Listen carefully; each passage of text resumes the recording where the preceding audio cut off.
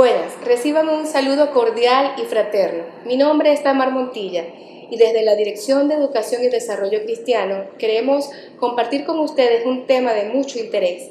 En este énfasis de la formación de nuevas generaciones queremos hablar sobre la importancia o la relevancia de la enseñanza bíblica.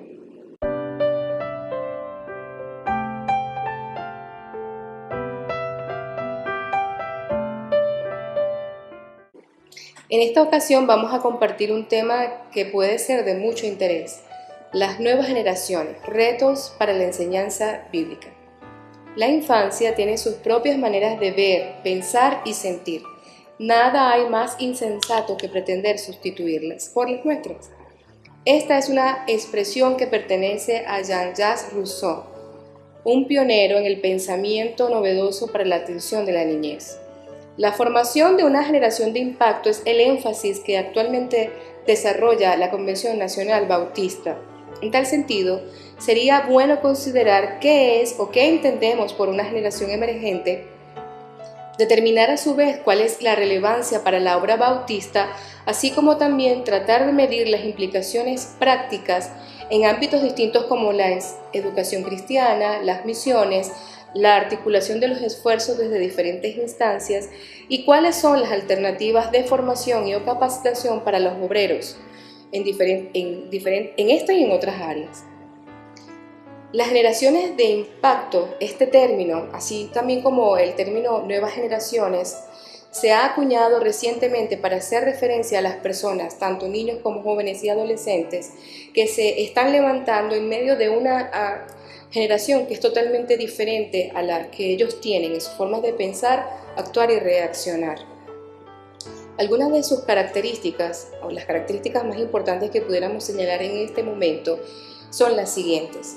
En general quisiera señalar que todas contrastan con nuestras formas de pensar. Ellos tienen un pensamiento que es en forma de mosaico, en diferencia del nuestro, que es un pensamiento más lineal. Ellos tienen una tendencia al materialismo, mientras que nosotros realmente tenemos una tendencia a lo ideal. Ellos prefieren las comunicaciones virtuales y a su vez nosotros preferimos las comunicaciones presenciales.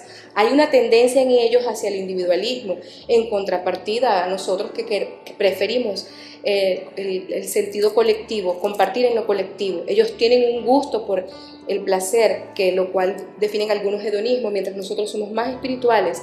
Ellos a su vez son tecnocráticos, mientras nosotros preferimos las formas tradicionales de comunicarnos y de hacer las actividades. De todo lo anterior, lo que se quiere resaltar es tratar de comprender la realidad. Estas generaciones, que tienen unas características muy particulares, tienen un gran contraste con la iglesia local, también con la nacional, pero en particular con la iglesia local, que no está atendiendo a sus necesidades de forma adecuada. El resultado es que muchos de ellos se alejan cuando llegan a la edad de independencia porque no están siendo atendidos. Esta conversación entonces tiene la finalidad de plantear retos que nos movilicen a una revisión exhaustiva, a la reflexión fructífera y a la toma de decisiones a favor de estas personas. Personas, por cierto, que son objetos y sujetos del amor de Dios. La tarea ya la he sugerido y es muy amplia, por cierto. Vamos a tratar de demostrar que la enseñanza bíblica debe ser sólida, debe ser relevante y debe ser contextual para que realmente ellos puedan ser impactados por todo acto educativo que realicemos desde nuestras iglesias. Una educación que responda a sus necesidades, a sus intereses, que dé respuestas a su contexto, tanto personal como familiar, que les permita desenvolverse en su iglesia local, así como también en la comunidad social donde se desenvuelven. El resultado debería ser que les alcancemos, que impactemos sus vidas y que además transformemos no solamente los individuos, sino también las familias y los colectivos. La enseñanza bíblica entonces debe ser contextual y sólida desde el punto de vista de que la educación cristiana no es un aporte desde el punto de vista de valores a programas que ya existen, ni tampoco es la repetición de historias bíblicas, que por cierto son muy importantes. Tanto la memorización como el conocimiento de los relatos bíblicos es importante, pero ese no es el centro de la educación cristiana. El centro de la educación cristiana debería ser que niños, niñas y adolescentes tengan un encuentro con Dios, que conozcan su carácter, que puedan conocer que Él es bueno, que es grande, que es trino, que les ama, y deberíamos llegar de forma urgente a enfatizar esos aspectos antes que insistir otra vez solamente en la memorización. Debemos enseñarles entonces esas verdades divinas. Dios se ha revelado a los adultos, pero también se ha revelado a los niños, a los adolescentes. Y esta enseñanza, una insistencia más, debe mostrar el carácter de Dios, sus características, cómo es el reino, cuáles son los valores para que ellos como ciudadanos puedan vivir y cuál es la misión que la iglesia tiene, pero que ellos también tienen, porque son sujetos y objetos de misión. Recientemente se ha notado un descenso en la asistencia en la escuela bíblica dominical. Inclusive algunas de estas escuelas han cerrado. Pudiéramos considerar algunas causas probables. Uno, puede ser que el enfoque de las escuelas haya cambiado. Inicialmente se hacía un énfasis en la evangelización, más recientemente solo un esfuerzo educativo. Recordemos que el origen de la escuela bíblica estaba relacionado con la atención integral de estos niños que estaban en calle porque no tenían ni familias ni iglesias que les atendieran.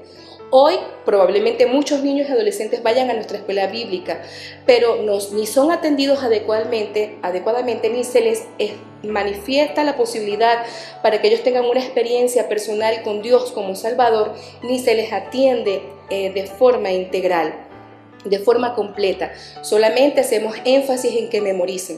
Otro elemento o causa probable de esta deserción escolar es el énfasis de algunas congregaciones en programas o en actividades como los cultos de alabanza y cánticos. Esto solamente es un ejemplo.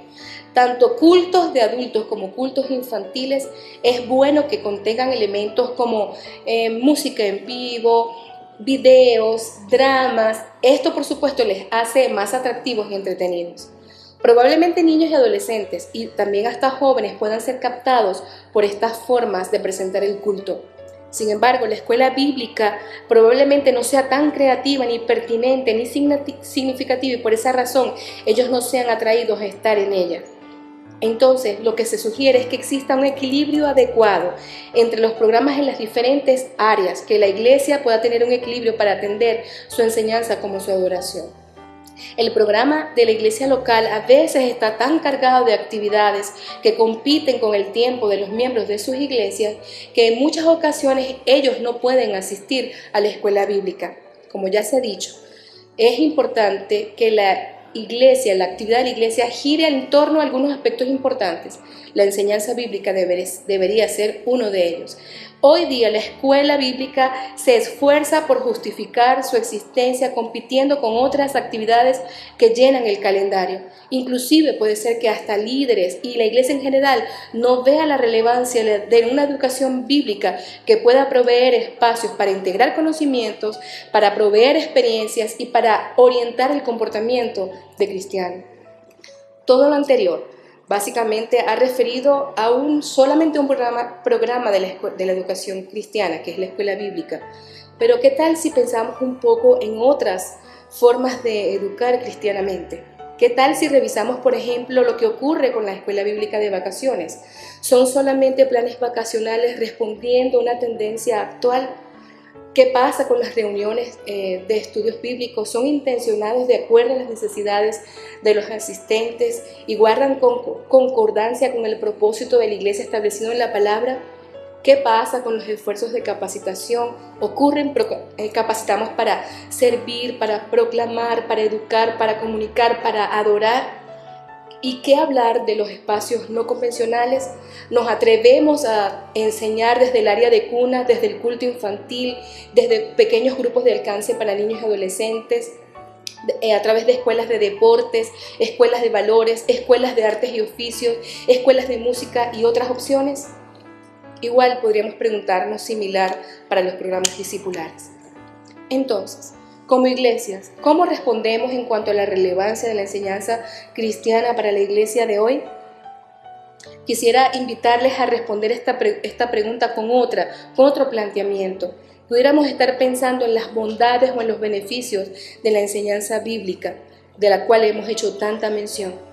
Pudiéramos pensar, ¿qué sentido tiene educar? ¿Educar para qué?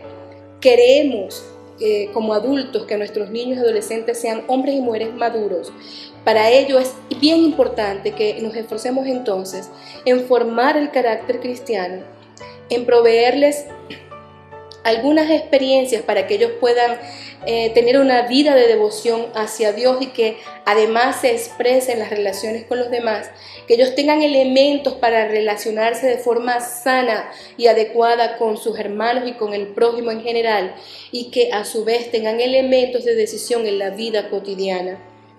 Sin embargo, a veces nosotros descuidamos estos aspectos tan importantes y solamente queremos ver resultados, pero no trabajamos en el proceso.